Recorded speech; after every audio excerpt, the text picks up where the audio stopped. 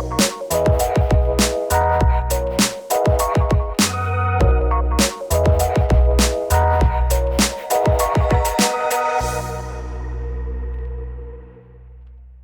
guys, welcome back here in the segment of The Dash Real Talk Gametrepreneur with me, Julia Napz, and together we are here with Miss Aika Rojas. Yay! Hi, glad to be here. Nice to meet you. My first question is, what games do you play? I play mostly Riot games actually. So from League of Legends to Legends of Runeterra to of course Valorant. Among the three, what is your most favorite title? Well, long term committed to League of Legends. But I guess flavor of the month or the past few months has really been Valorant. Yeah, all of my video games are almost 100% on the PC. Oh, that's nice. Recently, we had a demo tournament for Valorant. Who do you play with most of the time? Most of the time, I play with, I play mostly with coworkers in Tier 1 because a lot of us are also gamers. And I have a sister who's also a gamer. So, yeah, if it's not my coworkers, it's my sister and my cousins. How did the pandemic impacted your life? Well, the biggest thing is, so my position is I am the International Business Development Director in Tier 1.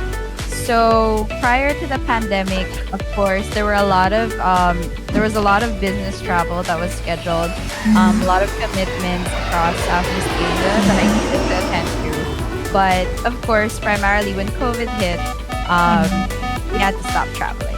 So everything has been work from home, and all of those should have been face-to-face meetings with the people that I was supposed to travel to meet have mostly been online, and it's we've been able to make do with that situation, but of course nothing beats face-to-face interaction with people. How did you get into the food business during this pandemic? It was mostly I was getting inspired by also my friends, also successful women who were running successful businesses as well, and they were encouraging me, and I decided, okay, I have an idea that I want to try out, and I just went and got into it. Aika, do you make the product yourself? Yes, so my business is called So Damn Yum. Everything is made by me from the raw materials. So I source the raw materials locally, and then everything from creating the recipe to cooking and preparing the different ingredients to finally putting the whole product together. I do it all by myself, even the designs for the brand and the labeling, everything I do on my own. So currently I only have 4 flavors.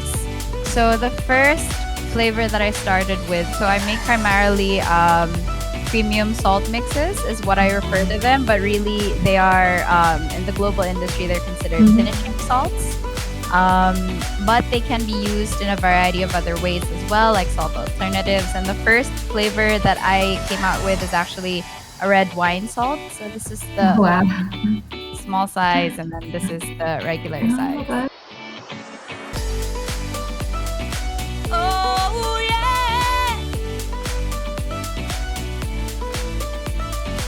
That's the main flavor, and then I expanded it to 3 other flavors. I have mild chili salt. That's what it looks like.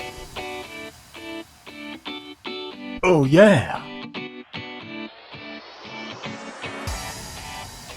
And then there is the lemon citrus salt.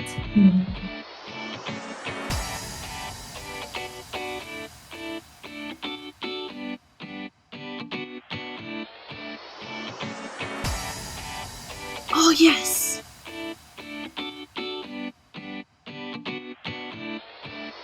And this is actually a salt mix also, the Arabica coffee salt.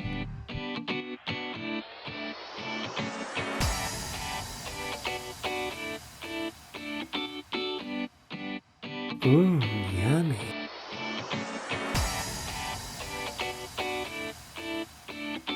So that's what I saw in your page. Also, Yum Yum.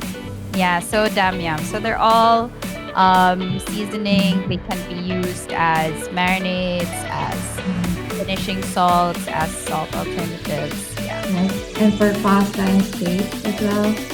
Yeah, actually, you would be surprised. They can be used in a lot of different things, including desserts.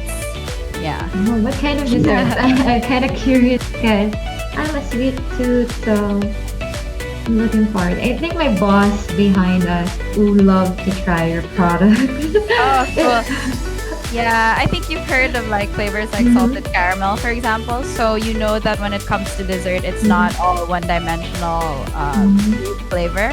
So it actually does help to add a dimension of flavor other than sweetness. So using, for example, the coffee salt, you add that kind of earthy bitterness taste of coffee, and at the same time a saltiness to your dessert. And actually, salt is incorporated in desserts to highlight sweetness even more. So I'm a real foodie, so I love, this is why I'm into this.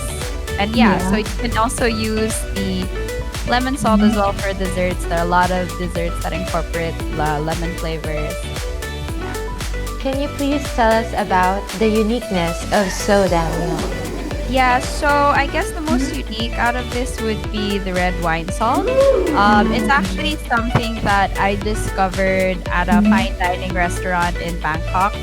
So I was there to have steak, and then it was a kind of restaurant where they presented different kinds of salts to improve the experience. So they had wine salt, they had fleur de sal, which is the French finishing salt. They had truffle salt and lava salt. Even. Wow. Yeah, so I tried all of those, and I really wanted to make lava salt primarily, but it's very difficult because you need you need lava. I'm kidding, you don't need lava, but you need something that approximates that. So the next one would be red wine salt, and it's unique because obviously it has, a lot of people cook with alcohol, but wine is something that a lot of people have trouble with, because when it comes to incorporating wine in your dishes, you need to be able to select the right kind of wine also. So you need to have the quality of your wine affects the quality of your dish. So I think this one I take pride in because I did actually select a good wine to incorporate in this, so it's easier for people to add in that flavor. During this pandemic, Miss Aika, what is your advice to those who wants to start their own business? Advice? Well, I'm not exactly at the level of success where I would give great advice, but I think, of course, with any business, the number one thing you need to do is distinguish yourself or your products or your service. So I have noticed that with friends who order for food businesses online, that a top consideration would be, for example, will they be able to cater within the day? Those kinds of things that can set your business apart. So, for example, if you prepare your food quickly, or it's, you can deliver same day within Metro Manila or whatever else, or your products themselves are easy to use. So, like, we saw a rise in popularity of frozen, for example, pre-made meals. I think those are a great way to really succeed in this kind of climate, because not everyone who's stuck at home, like you said, like yourself, is a cook or an experienced chef at home.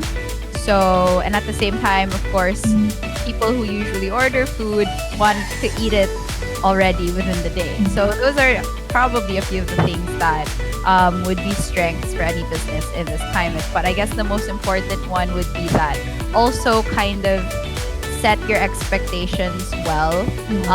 You can't expect, of course, to, I guess, earn your riches right now, because everyone is struggling. So I think just being able to have patrons and take care of them well would be a great approach when it comes to running a business in this time. Miss Aika, what is Liga Adarna for you?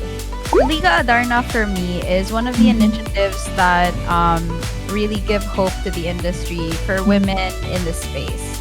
There are a lot of initiatives, and I'm always happy to see each and every one. And Liga Darna is one of those that, it fulfills a very obvious need. There needs to be an avenue for competitive female gamers, for competitive female teams, and to have that avenue be a regular source of exposure and income for these aspiring professional players who are women. So Liga Darna definitely takes the lead in that, and it's something to look up to and to provide hope to a lot of aspiring players. So yeah, it's a great initiative, and I highly admire it. Hi everyone. So I would love to invite you to like the pages of the business of So Damn Yum. So follow us on Instagram. That's where the brand is most active. But we also do have a Facebook page. Again, it's at So Damn Yum for both Instagram and Facebook. So you can see the products and whatever future releases we have. But if you want to shop our products, make sure to check out the Shopee page that's linked in our Instagram bio. Thank you so much, Miss Aika, for being here with us today. And you are watching again Real Talk Gametrepreneur in the segment of Dash with me, Julia Napz. Thank you for watching.